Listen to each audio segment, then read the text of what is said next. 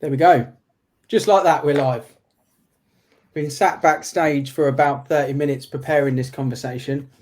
And I'm looking forward to talking new homes. I'm looking forward to talking about lettings, about landlords, what's going on for tenants at the moment. Looking forward to talking about property in general. So before I do, I just want to highlight anyone that's watching at any point, whether we're live or whether you're watching a repeat down the line. Just make sure if you've got a question or you want to know something, you can chuck it in the comments and we will answer it any time. Engage with us if you are watching live, because we're happy to answer your questions as well. We've got Andy here from Mead New Homes, who is absolutely pulling up trees at the moment in the new homes world with some cracking sites. We've got some great results going on. We're going to cover that in a second. We've got Tristan from the landlord page, podcast about to drop. Loads of great stuff going on in August, and of course my partner in crime, Mike Robson, who is in the HQ at Avocado, still beavering away. So well done, Mike. Someone's going to come to you first, Andy. How is New Homes life at the moment? Any changes? Short, brief update on what's going on in the New Homes world from you would be great. Just need more stock. That's it. I'm selling more than I've got on, which is great. I can't complain. And buyers are there, the mortgage rates are there.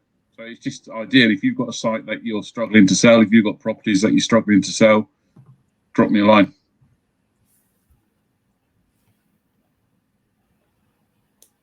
That's pretty much it. That's pretty much it.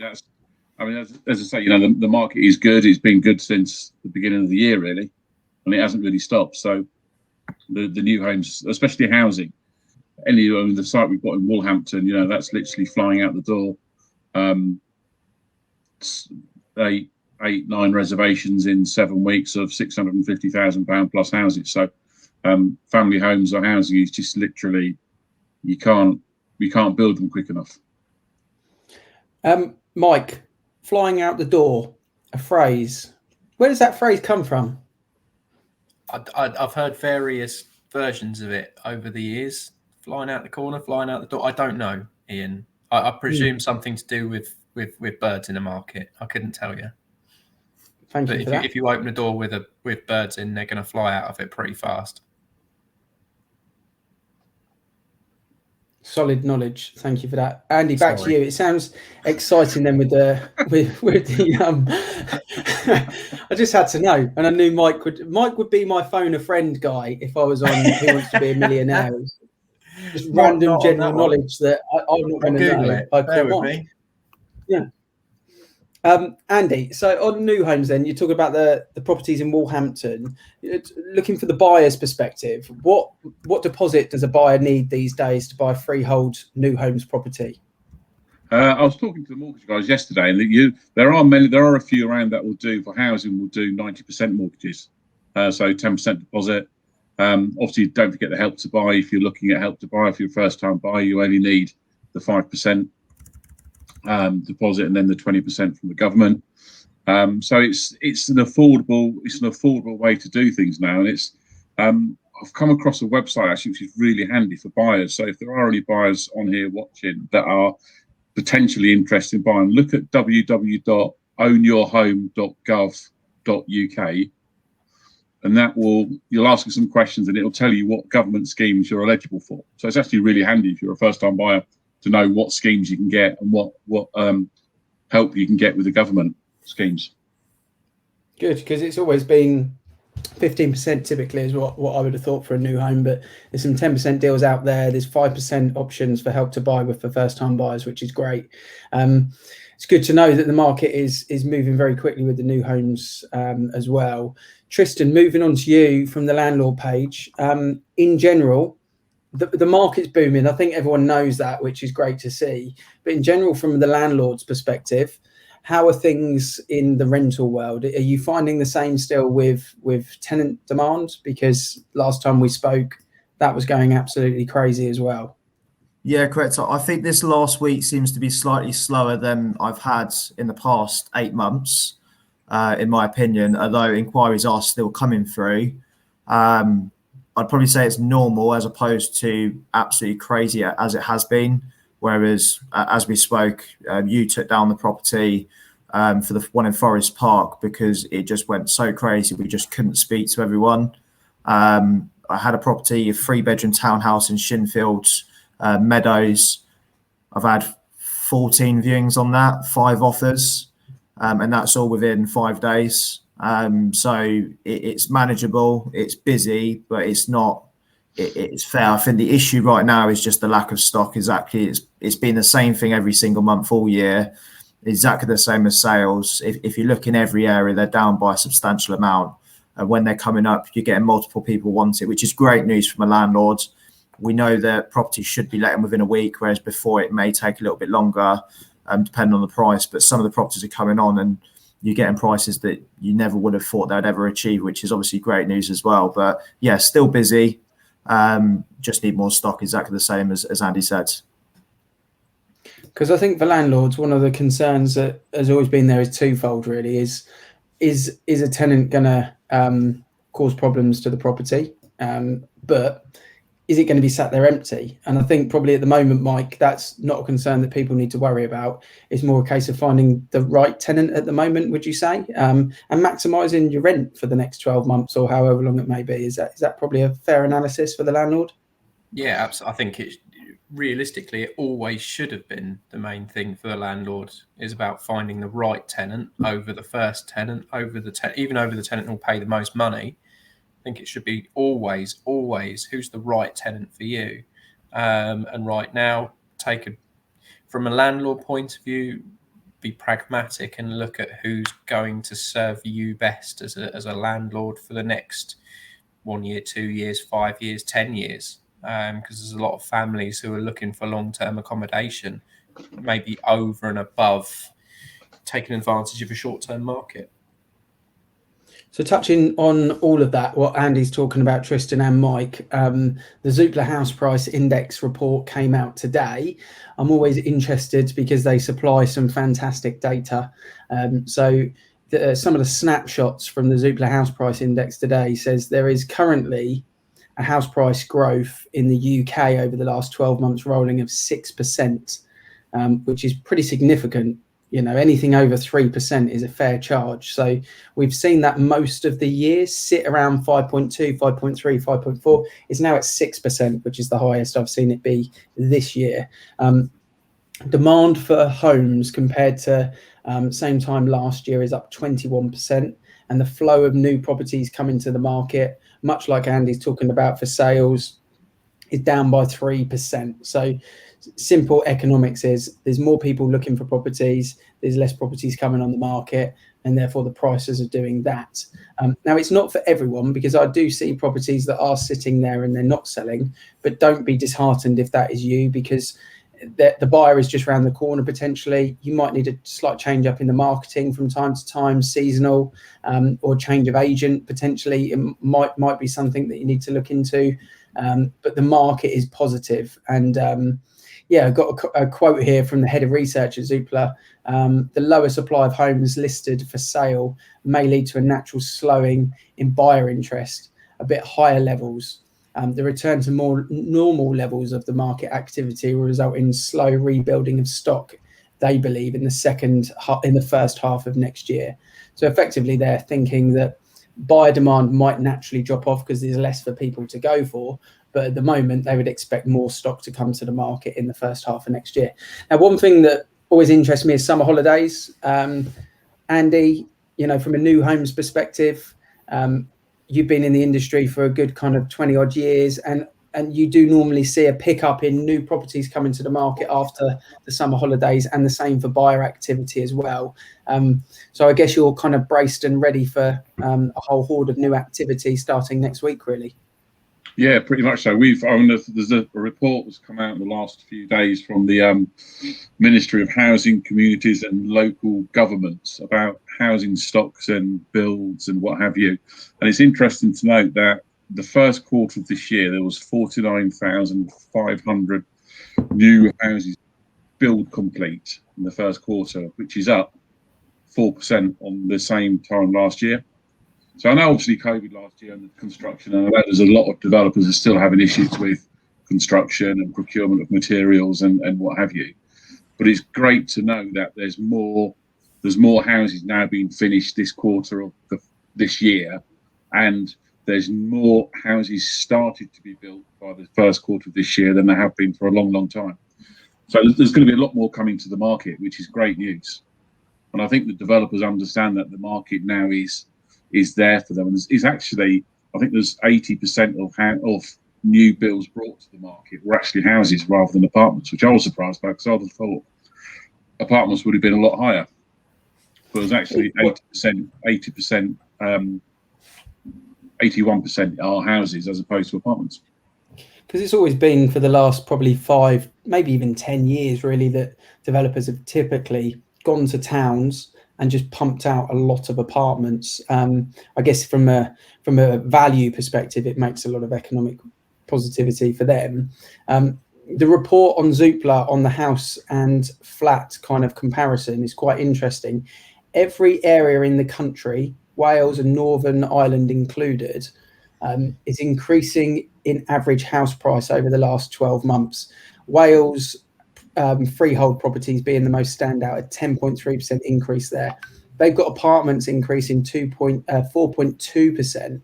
And even if you go down to Scotland, which has got the lowest growth, 5.5% increase. But significantly, the only place in the country that's got a certain type of property dropping in value this year is London apartments. It's the only place in the country, and they're down 0.6% in terms of growth, although the freeholds are up 5.9%.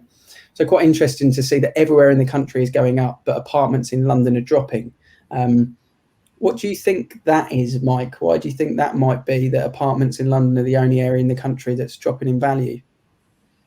I think it's a wider scale move. I think where we're based in Berkshire, we've seen huge amounts of people coming from London. We always have, we always will, but it's been increased over the last 12 months, where people are looking at the value of their property in London, be a 2-bedroom flat, and just seeing a 4-bedroom detached house in Wokingham, Bracknell, Camberley, wherever it might be. And after the year or 18 months they've had, just their eyes lighting up, being one reason why there's a big shift in what people want and what they live. So that it may be, whilst the supply across the country has dropped, supply of apartments in London hasn't dropped. And also the level of people who are moving into London to rent will have dropped over the last 12 months as well. Typically you'll get the 22 to 35-year-old career people who will rent in London, who just simply don't need to rent in London anymore. So, and they would have rented those flats. So if they're not renting, if the value of the rental on the flat has dropped, the value of the sale price will go down as well. It's interesting. It's an interesting take. Andy? Yeah, I think you find what going on from what Mike says, I think you're totally right with regards to renters, because mortgage rates being as cheap as they are, government schemes being as available as they are, it's actually now more beneficial to buy a home outside of London, or an apartment outside of London, to take advantage of the Crossrail. There's a number of towns that haven't seen the price increase or the potential capital growth with Crossrail coming. Some have, some haven't as yet. And, you know, we've got the site in Slough, and that, I mean, they're talking about anticipated capital growth over the next 5 years of between 14 and 20%. And that's independent reports. That's not the developer or me saying that. That's a completely 3 or 4 different independent reports. So you can get on the ladder and buy a 1-bedroom apartment at 225,000, overlooking the park. You know, a 10-minute walk from a Crossrail station. That's going to be 17 minutes into central London. So why would you pay 420,000 for the same size apartment in central London when you can be in there within 17 minutes and you're spending half the amount? It's just a no-brainer for me. And it's just, from a capital growth point of view as well, from an investment point of view, not only is you're buying a lovely home, it's actually a great investment as well. So that lends to that point. It's really hard on StreamYard because you're the other way around. So I'm trying to point at Tristan there, because if you've got landlords watching on your page or landlords you're talking to, that would deem the perfect investment. 100%, Low maintenance. Yeah, we've done. I was just saying to Tristan before we started, I've just done another sale today where the guy's an investor, and we were talking about figures and what have you yesterday. And even the figures we were talking about, these are the valuations we were looking at a year ago when we first started on development. Now, I'm pretty sure that you can get more than we're talking, but I'm not going to make the values up. But you're still looking at over 5.5% yield. From a short-term point of view, that's great. But if you put that into the equation with the capital growth over the next 4 or 5 years, a 15% rise on that sort of value, it's a no-brainer. It's an absolute no-brainer. Tristan, we're seeing, as Andy speaks about then, the difference in London compared to what's going on there and what's going on in more home counties where we're based. We're definitely seeing, I know me and Mike have definitely seen buyers and first-time sellers moving out of London to the home counties because of everything that's gone on with COVID, where people don't need to be in work. Are you finding the same thing with tenants? Are you seeing tenants move out of the home county, move to the home counties from London as well? Yeah, exactly the same, which I think what you guys were saying about people don't need to be there, it's right. Why pay a premium price for something to be in London where they don't physically need to be there now? We're working from home, most people are, and have the option to go in 1 or 2 days a week potentially with fast line trains into London. I'm certainly seeing an increase in it. I've always seen it over the years that I've done the agency, but I have seen an increase in the past sort of 12 months, I would say, from it. I've got 3 people that's registered this week that are looking to relocate from central London. So it's becoming more and more common. It's interesting stuff. It's interesting, the topic of London versus the rest of the country. I've just found, I knew I had it on this report, the Zoopla report again. Data from last month shows that the average home in London currently takes 75 days to sell. That's on a 12-month rolling set of data up to last month. Now, that's in London, 75 days to sell, whereas across the country, it's 26 days to sell. Well, that's a fair old jump. That's nearly 3 times slower to sell a property in London. And I would say to developers watching from Andy's page that are looking to invest in London, obviously make sure the deal's good, but maybe look at other plots of land and other developments in and around the home counties where maybe the figures in London, they might get back to where they were, but maybe the buzz is currently outside of London. Put the money over this direction. And I would say to landlords, Tristan, probably, you might have landlords that got properties in London and outside. If you own a 600 grand house in London, for example, or flat in London, maybe it's worth looking at selling that property and purchasing 2 freehold houses, Sandhurst, Crowthorne, Bracknell, Wokingham, in and around that area, Reading, and effectively having 2 assets and probably for equal amount of rent, if not more, seems like the security. Do you think that's probably a sensible piece of advice, would you say, Tristan? Oh, definitely. I mean, we've done a couple of buy-to-let videos today, which will be going live tomorrow in a couple of different locations. And looking at the price of those, what they sold for sort of this time last year and the current value, there's some great yields to be earned on them. Some of the rentals have gone up. So, for example, Donnybrook that you guys had, you sold it and let it. Typically, they would have gone for 13.50 maybe. We achieved 16.60 on that, which is like over a £300 increase from the typical value of that. Yield's nearly 6% based upon the price they purchased it for, which is fantastic. So you're going to see growth on the sale or on sale of the property in years to come, and you're going to get a great return from the rent as well. So I'd highly recommend that. Mike, anything to sort of touch on that as well from the kind of the London landlords out there that are maybe thinking is the home counties the place to invest? Any advice that you would give them, or any kind of tricks of the trade that you've always used in investment strategy conversations?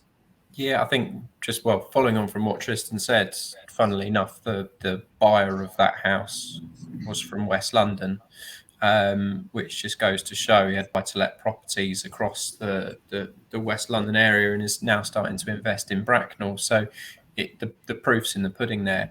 From my point of view, I tend to look at if you're a landlord, looking at the return on your cash invested. And if you're putting a 25 or 30% deposit down at the moment, you'll get 10% clear cash return, because mortgage rates are so low. You're servicing such debt at such a cheap level. So yeah, proof in the pudding of that example. Yeah, totally agree. Nicola's talking here as well. She's putting a suggestion on the London. I guess more people have left London because they're looking for houses with gardens, and obviously the lockdown effect.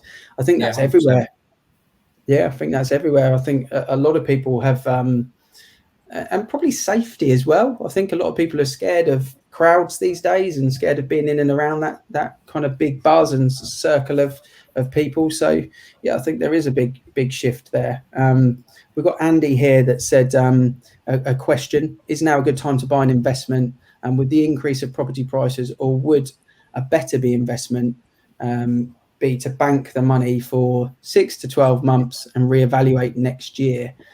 What would you say, Andy, to a potential buy-to-let investor looking to acquire a new home?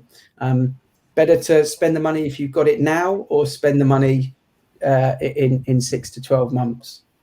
I'd say do it now. There's, unfortunately, as well as you three guys, I haven't got a crystal ball, and we can only look at the stats and what's going on in the markets and what have you. Now there's no all right, you would have one, wouldn't you? It's an air freshener, but yeah. Crystal air freshener. There's no indications, or there's no noises at the moment about anything to do with the economy going backwards, which would see the interest rates going up. All the talk at the moment is that the money's going to stay cheap to borrow. The money's going to stay. The activity is still going to be there. People are still looking to get on the property ladder.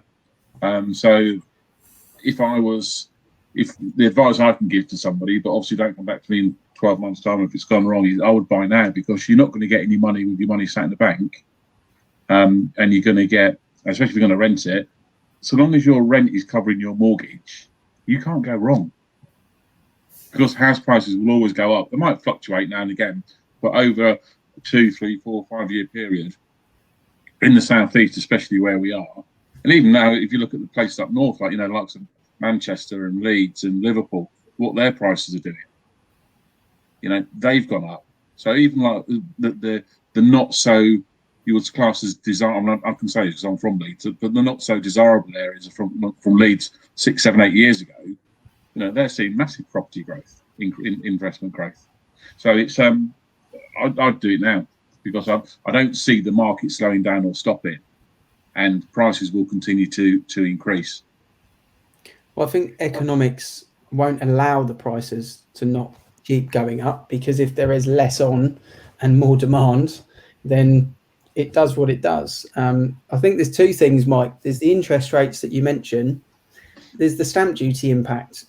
I think we've probably seen people move their plans forward to take advantage of the tax saving that maybe would have been moving now, that have already moved, because they thought, right, well, we're 15 grand up potentially.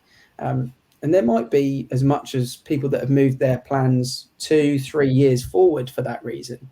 So the whole kind of mass wave of properties coming onto the market and then selling because of stamp duty, we may now see that there is a bit of a lull of new properties coming on, which is quite interesting. And it's a conversation that we keep obviously repeating, because it's the facts of what we're seeing. But from your point of view, Mike, if you had the Mike Robson crystal ball and you were talking to a first-time buyer out there, the anti-back, same kind of thing, what would you be saying to a first-time buyer at the moment that's a little bit short on their deposit to go ahead and purchase a property in an ideal fashion? Would you say, find the money now, go to mum and dad, go to where you need to, get the money now and buy now? Or would you say, hold on and save, because interest rates are going to keep coming down, save a bit more money and the prices will keep going up? What advice would you give to that first-time buyer? Okay, I'll answer it in a few stages. First point, stamp duty movers. I think a lot of people took advantage and actually sold their house and moved when they had absolutely no plan to do so whatsoever, let alone moving things forward a year, 2 years, 3 years, because they were able to make a sideways move and it be relatively cost neutral, save the estate agents and legal fees. I certainly moved a few people just across town because they prefer the street or the outlook, without need, a 4-bedroom house for a 4-bedroom house just in a different school catchment, because they felt it was a no risk thing to do, and they wouldn't have done it if it had cost them £15,000-20,000 to do it on stamp duty. That would have been a total block to them doing it. The first time buyer question, what's my advice to people? Where's things going to go? I had a long chat with a very experienced mortgage broker who runs his own mortgage brokerage, lending somewhere in the region of £100 million a year. Last week, his opinion on interest rates is they're going to stay low until 2025. He put his cards on the table, went on the record and said 2025, we've got a hit until then. He's more in the know than I am because he speaks to the lenders, speaks to the banks on a daily basis at a very, very high level. So my opinion is interest rates will stay very low from that until then, and then start to move. Should you keep your money in the bank or should you invest in property as a first-time buyer? If you have £20,000 in the bank, this time next year it'll be worth 5 to 10% less because of the rate of inflation. No one seems to be talking too much about inflation, but believe me, inflation is happening. Everything is getting more expensive, not just property. Property's running with inflation. So you can expect that money that you've got in your bank to be worth an awful lot less this time next year than it is now. And purely from a buying perspective, would I buy or would I rent at the moment? As we said, money's so cheap. If you buy a property now, over renting for the next 12 months, you will be quids in. You will have paid off some of that debt. So I personally would buy over renting. I know I do the lettings part of the business, but I would buy a property.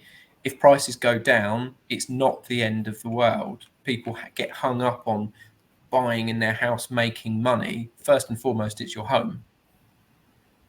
And you only realise that loss if and when you sell the property. So if house prices go down in 12 months after you bought the property, well, then just stay put. I wouldn't buy a house to only live in for 12 months anyway. That's a very, very short-term move. If I was doing that, I'd be renting. I'll tell you what is interesting as well. We'll go back to the stamp duty thing. And I know we all have these conversations, and I class people as either eeyores or tiggers. The eels are the oh no, what's going to happen? You've got the tiggers, which are all bouncy, bouncy, bouncy. At the end of June, you would have thought there was going to be an apocalypse in the housing market because of the stamp duty threshold finishing. That hasn't happened. So what's going to happen at the end of September when it all finishes? So I don't think there's any worry about all this stamp duty issue and stamp duty there. It's not going to go away. You're always going to have to pay some form of stamp duty. Now, the first time buyers up to 300,000, you're laughing. If you can buy somewhere without a stamp duty at the moment, you go and do it. But even the second time buyers, there's this apocalypse, and there's these people always trying to talk down the housing market. The housing market will never be talked down. It will always be there, and it will always be positive. And that's what you need to look at. If something's not selling, it's not selling for a reason. It's not because of whatever. It could be 100 things, but it will always sell. Whatever you've got will always sell. Whether it's a pen, a house, a car, an iPad, or whatever, it will always sell if you've got the marketing right. And that's the key, is getting the marketing right. Sorry, I want a bit of a soap. There we go. Pearls of wisdom. Pearls of wisdom there from Mr. Mead. And I'll stay on the Winnie the Pooh theme, actually. Let's say Piglet is looking to sell Piglet's home. And Sanjay's put a question in here. They've decided they're going to sell with no onward chain. Now, I've spoke a few months ago about the value of what a no onward chain sale actually does to a vendor's property, because we are in a marketplace where it does add value. I believe, I don't think everyone in the industry thinks that, but selling with no chain at the moment adds value because it widens your audience. Now, Sanjay has mentioned here, there's a lot of people that are now starting to sell with no onward chain and buy in the future. Why do you think this is? Mike, any kind of view on that from your perspective? Yeah, I think it's twofold. I've sold a house this week that had no onward chain, and the buyer almost specifically bought it because it had no onward chain, because they were sick of experience, and they had a buyer who was pretty much ready to exchange on the purchase of their place. So they had the pressure to go and end that chain somewhere. So I think it makes it very, very attractive for somebody to buy. Certainly, I wouldn't want to be sitting in a chain of 5, 6, 7 other people at the moment. So I think I definitely think that they sell for more money if they've got no onward chain. And I think from the flip side of it, because supply is down, the 3, 4, 5% that you mentioned, I think where we live in an area of comparatively high value property, the average property price where I am is probably north of £400,000 now. If you're going to move at that level and buy a family home to live in for 20 years, and you sell your house to move in a chain, you possibly have, 4, 6, 8 weeks to find a house. As a ticking time bomb, real pressure. And if there's not enough coming available, and you're looking for something to live in for 20 years, then selling with no onward chain. A lot of people got second properties. A lot of people got family homes, parents they can move in with, and just bide their time, wait for the right house to come up and be the perfect buyer. Love that. There's some great answers there. I'm always conscious that we take up people's time in the evening on a Thursday, but I hope people get value from these Thursday chats. And I love the engagement that we get from people as well. So thank you for all the comments.